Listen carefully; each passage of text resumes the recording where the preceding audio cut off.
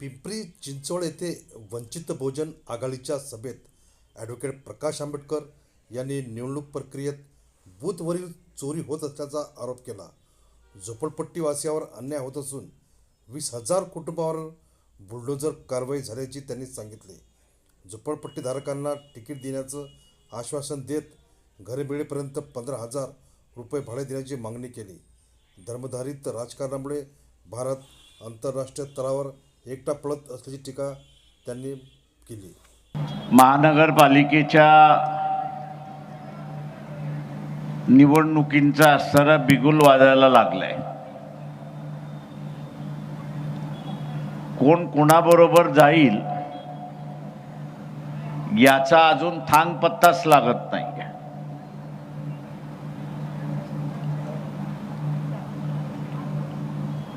आघाड्या कशा होतील कशा होणार नाहीत हे सगळ्या गुलदस्त्यात आहे. आणि ते गुलदस्त्यात याच्यामुळे आहे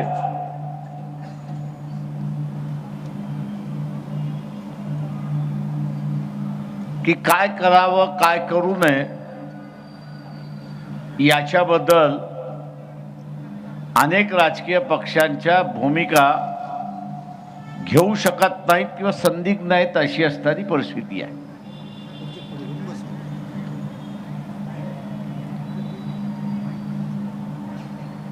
बिहारच्या निवडणुका झाल्या, विरोधी पक्षाचा सफाया झाला असं सांगण्यात येते. भारतीय जनता पक्षाच्या आघाडीला असताना जास्ती जागा निवडून आल्या.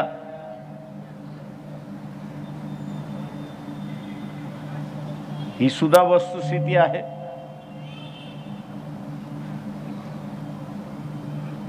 पण नेमका जिथे बोट ठेवलं पाहिजे तिथे बोट ठेवलं गेलं नाही. ज्याला मताचा अधिकार बजावता आला नाही, इलेक्शनमध्ये ज्याला मताचा अधिकार बजावता आला नाही तो हे म्हणू शकतो की इलेक्शन कमिशनने माझे असणारं मत चोरलेलं आहे.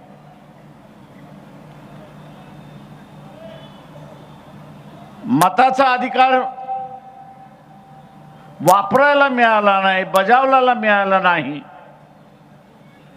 तर वोट चोरी झाली असं आपल्याला म्हणता येईल. पण मतदान करण्याचा अधिकार मिळाला, मतदान करण्याचा अधिकार मिळाला तर मग तो मतदार कसं काय म्हणणार की माझ्या मताची चोरी झाली. चुकीच्या प्रश्नावरती आपण लढलो तर लोक साथ देत नाहीत. हे बिहारवरनं त्या ठिकाणी कळतंय.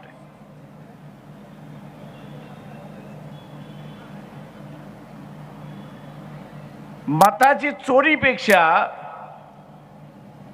इलेक्शन बूथ मध्ये जे अधिकारी बसलेले आहेत,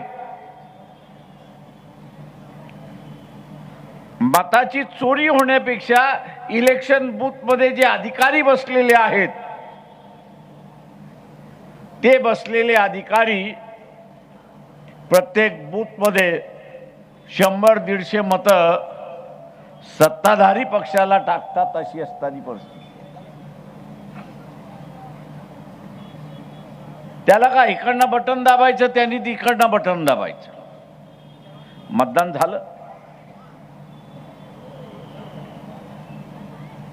मताची चोरी होत नाहीये तर सत्ताधारी पक्षाला अधिक मतं देण्याची असणारी परिस्थिती अधिकारी निर्माण करतोय अशी परिस्थिती आहे.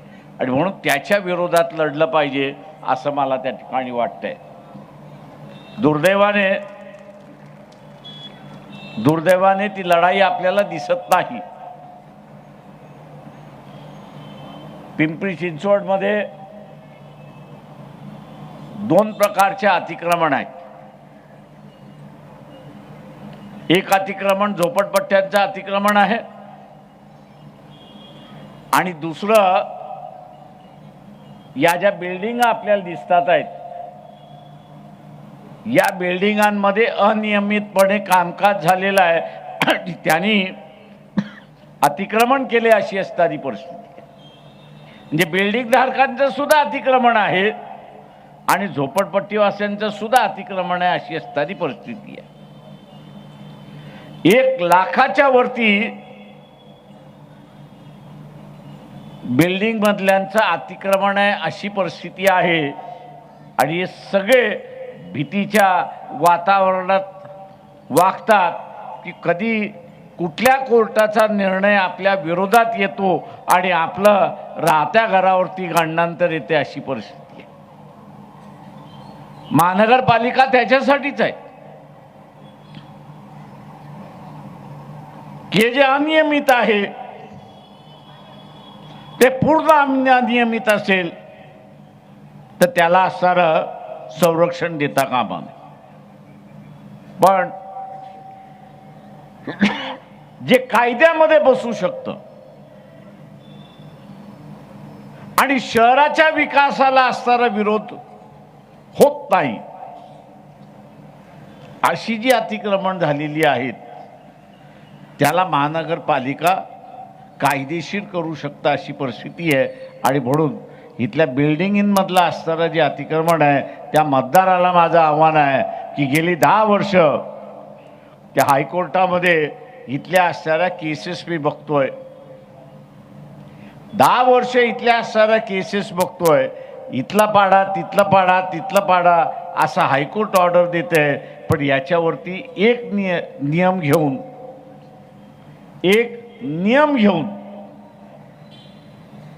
तो कायमचा प्रश्न निकाली काढावा असं आपल्याला दिसत नाही.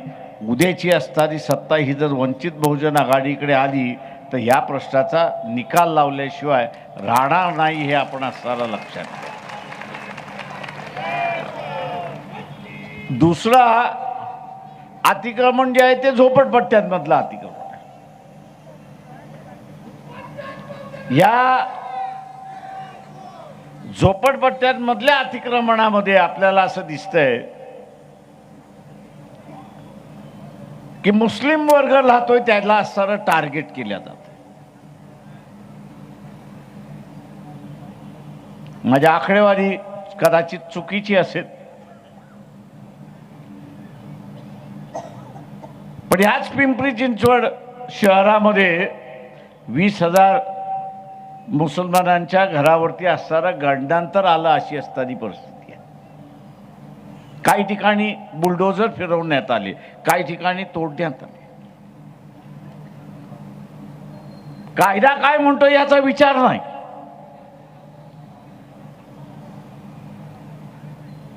पण मुसलमानांवरती असं मुसलमानांच्या झोपडपट्ट्यांवरती बुलडोझर फिरवण्यात आले अशी असणारी परिस्थिती. आणि उरलेल्या झोपडपट्ट्या ज्या आहेत त्या आता मेन जागी आलेल्या आहेत अशी परिस्थिती आहे. त्या मेन जागी आलेल्या आहेत. ही SRAची योजना ज्यावेळेस विलासराव देशमुख मुख्यमंत्री होते त्यावेळेस ती सुरुवात झाली. भारिप बहुजन महासंघ होता, तोही सत्तेमध्ये होता. विलासरावांच्या असणाऱ्या मंत्रिमंडळामध्ये 3 मंत्री होते भारिप बहुजन महासंघाचे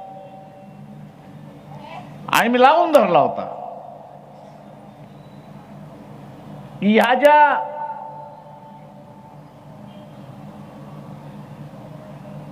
झोपडपट्ट्या शहरांमध्ये आहेत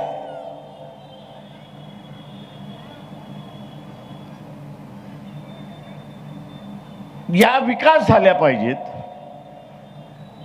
झोपडपट्टीमध्ये राहणाऱ्या लोकांना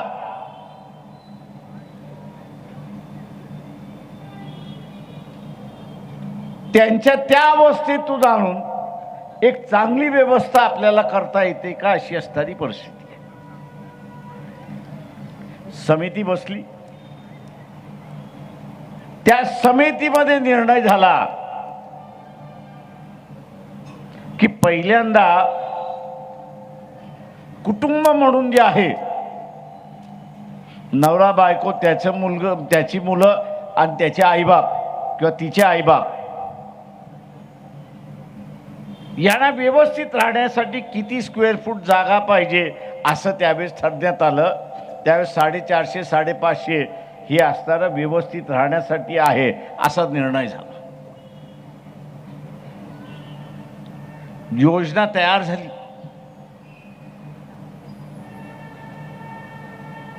झोपडपट्ट्यांमधलं डेव्हलपमेंट केलं की खुली जागा बरीच राहते. आणि आम्ही असं म्हणालो होतो की म्हाडामार्फत असेल किंवा हाऊसिंग बोर्डामार्फत असेल किंवा MMRDA मार्फत असेल, या जर विकसित झाल्या तर महाराष्ट्राची तिजोरी ही भरल्याशिवाय राहणार नाही हे लक्षात घ्या. परंतु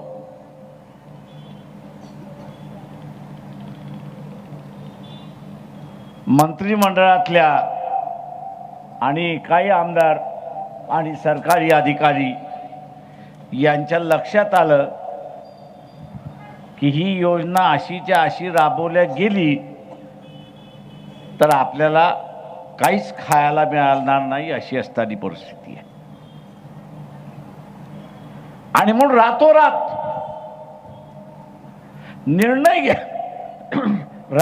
निर्णय घेण्यात आला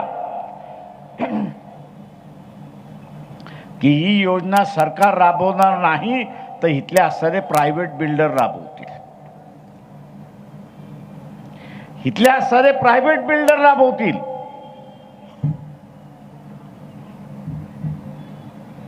इथले असणारे प्रायव्हेट बिल्डर राबवतील.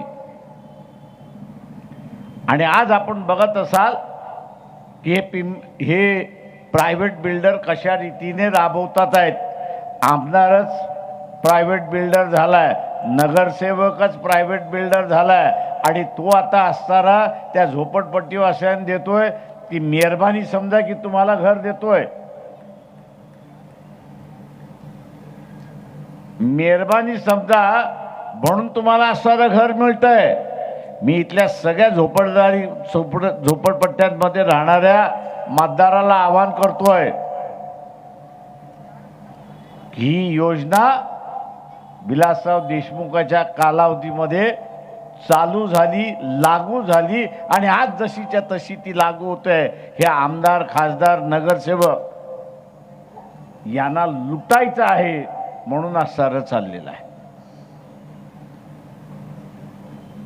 जे आजपर्यंत नगरसेवक निवडून गेले, आमदार निवडून गेले, भर पावसात मुंबईमध्ये असताना मोर्चा काढला होता. कारण का अनेक जणांना असणारं बुलडोझर लावण्यात आले होते.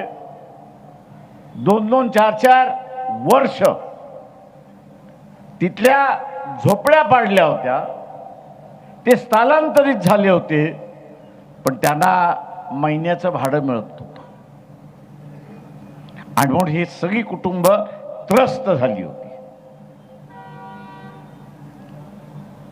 त्रस्त झाली आणि ते निर्णय घेण्यात आला की प्रायव्हेट बिल्डर करू शकत नसेल तर ते म्हाडाला द्या, ते हाऊसिंग बोर्डाला द्या, ते MMRDला द्या किंवा ते MCRDला द्या, ते बांधतील तरी. मी आज आपल्याला असं आवाहन करतो की इथल्या असणाऱ्या झोपडपट्टी धारकाला संधी आलेली आहे. आपलं घर बांधण्याची त्याला संधी आली. इथे जे झोपडपट्टी धारक उभं राहायला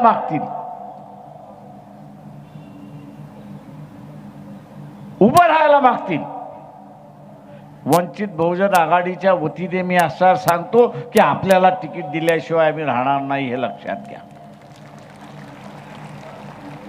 चिंता समोरचा उमेदवार किती करेल चिंता ही करायची नाही की समोरचा उमेदवार किती खर्च करेल. आपण हे ठरवलं पाहिजे की त्यांनी किती खर्च केला आणि त्यांनी किती मला असणारे पैसे दिले तरी मी ते घेणार नाही, माझं घर मीच बांधणार, ही भूमिका त्या ठिकाणी असते.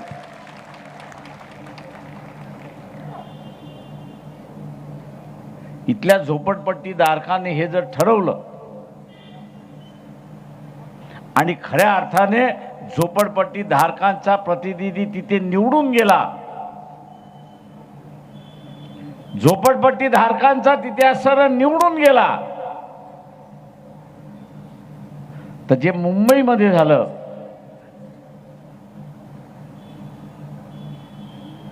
खाजगी बिल्डरनी डेव्हलप करायला घेतली, तर त्या झोपडपट्टी धारकाला त्याचं पक्क घर जोपर्यंत मिळत नाही तोपर्यंत त्या बिल्डरने त्याला 15,000 रुपये महिना घर भाडं दिलं पाहिजे, हे आपण सारं लक्षात घ्या. मी इथल्या झोपडपट्टी धारकांना विचारतो की तुम्हाला 15,000 महिन्याला पाहिजे की नको? पाहिजे असेल तर या सभागृहामध्ये निर्णय झाला पाहिजे. पिंपरी चिंचवड नगरपालिकेमध्ये निर्णय झाला पाहिजे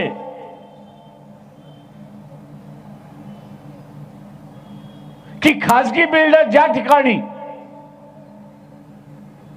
एसआरएची योजना राबवेल त्या झोपडपट्टी धारकाला त्यांनी 15,000 रुपये दिले पाहिजे आणि तो जोपर्यंत कॉर्पोरेशनला लिहून देत नाही तोपर्यंत त्याला परवानगी मिळणार नाही. हा कायदा तिथे केला. तुमचं आयुष्य तुमच्याच हातात आहे हे लक्षात घ्या. तुमचं आयुष्य इथल्या नगरसेवकाच्या हातात नाही. तुमचं आयुष्य इथल्या असणाऱ्या अधिकाराच्या हातात नाही. तुमचं आयुष्य हे तुमच्याच हातात आहे. एवढंच फक्त आहे की खरा प्रतिनिधी त्या उद्याच्या नगरपालिकेमध्ये, पिंपरी चिंचवड नगरपालिकेमध्ये गेला पाहिजे, हे आपण असं लक्षात घ्या. आपण नेहमीच दोष देतो. आपण इथे नेहमीच दोष देतो. काय करणार? तुम्ही चोराला पाठवलं,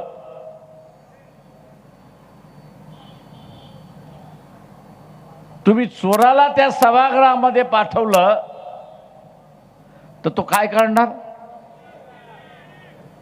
काय करणार? मग पाठवणारे कोण? मग नालायक कोण?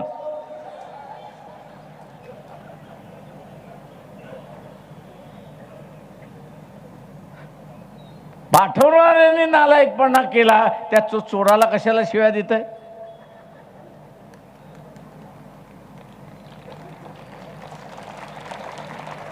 पाठवणाऱ्याने नालायकपणा केला तर त्या चोराला कशाला दोष देत आहे? तो तर चोरी करणं त्याचा धंदाच आहे.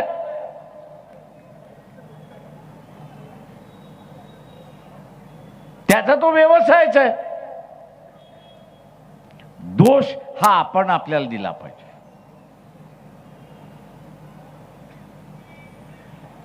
दोष हाच आपणच आपल्याला दिला पाहिजे. कारण का आपण इलेक्शनच्या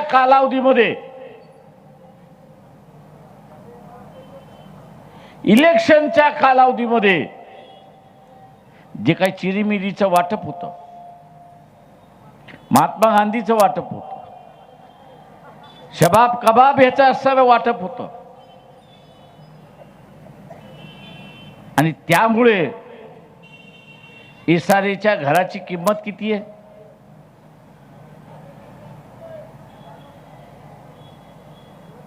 एसआरएचं घर तुम्हाला विकत घ्यायचं असेल तर किती मोजावे लागतात?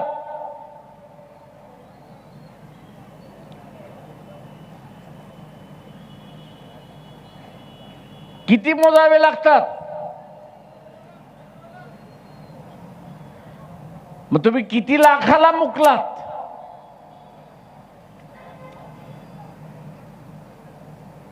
चिरीमुरे घेतल्यामुळे, कुरमुरे घेतल्यामुळे तुम्ही किती लाखाला मुकलात?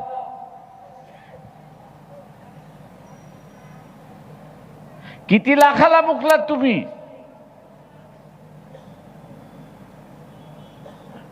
म्हणजे स्वतःच्या पायावरती, ते गुजरातीमध्ये एक म्हण आहे, आ बैल मुझे मार. तेव्हा आ बैल मार मी करतच असतो, नवीन काय आहे त्याच्यामध्ये? तेव्हा दोष दुसऱ्याला देण्यापेक्षा दोष आपणच आपल्याला दिला पाहिजे, हे लक्षात घ्या मित्रो.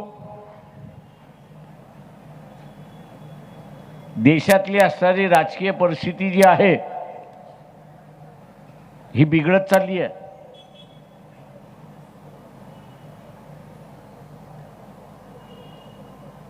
नरेंद्र मोदी असं म्हणतो की चायना आपला मित्र,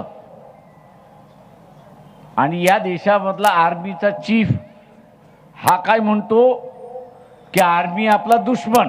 कोणावरती विश्वास ठेवायचा? कोणावरती ठेवायचा? आर्मी चीफ वरती ठेवायचा की मोदीवरती ठेवायचा? माझ्यासारखा आर्मी चीफ वरती ठेवणार आहे का? त्याला काही घेणं देणं नाहीये. देशाची सेवा करणं एवढंच फक्त आहे. देशाची बाउंड्री सुरक्षित करणं एवढीच त्याची जबाबदारी आहे.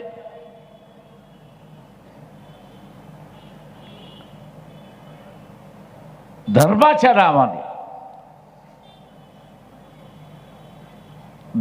नावाने या देशाचं गेल्या 15 वर्ष जे राजकारण चाललंय,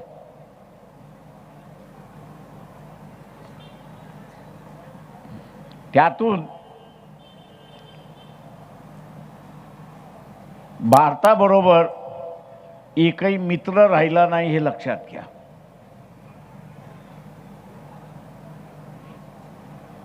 पिंपरी चिंचवडमध्ये अनेक कुटुंब आहेत की ज्यांची मुलं अमेरिकेमध्ये आहेत, इंग्लंडमध्ये आहेत, परदेशी आहेत.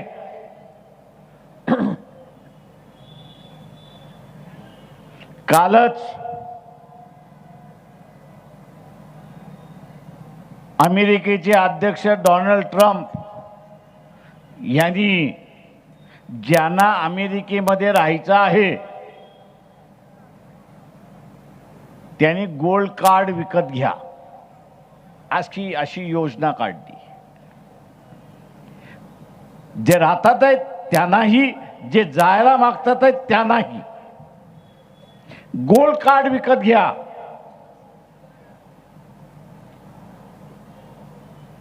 गोल्ड कार्ड विकत घ्या. आणि ह्या गोल्ड कार्डाची किंमत किती आहे? तर $1,00,000 आहे.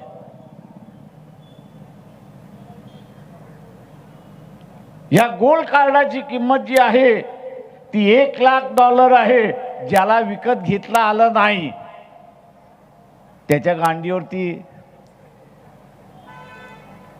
ठीक बसणार आणि भारतात पाठवल्या जाणार. त्याला किक बसणार आणि भारतामध्ये पाठवले जाणार. कशामुळे? तर मोदीच्या हेकेखोरापणाबद्दल. तर मोदीच्या हेकेखोरापणाबद्दल अमेरिका म्हणते तुम्ही रशियाकडून तेल विकत घेताय, बरोबर आहे.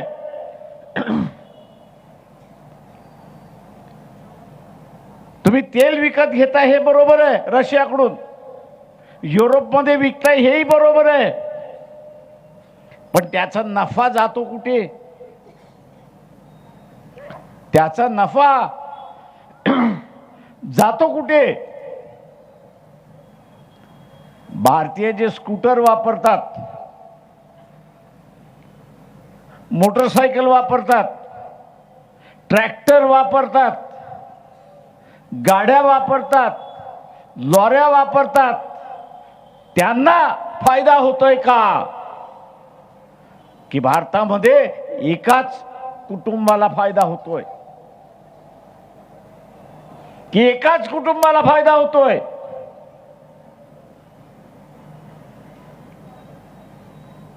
अमेरिका म्हणते तुम्ही एकाच कुटुंबाला फायदा का देताय? अंबानीला फायदा होतोय,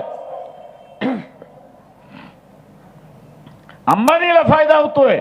आणि वर्षाला किती होतोय तर 4,500 कोटीचा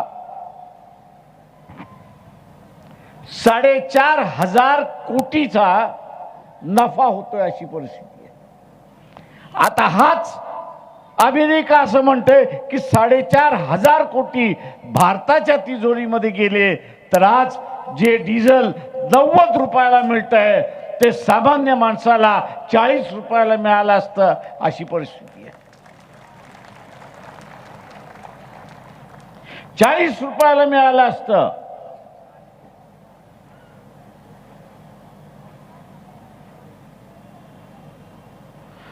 पण मोदीचं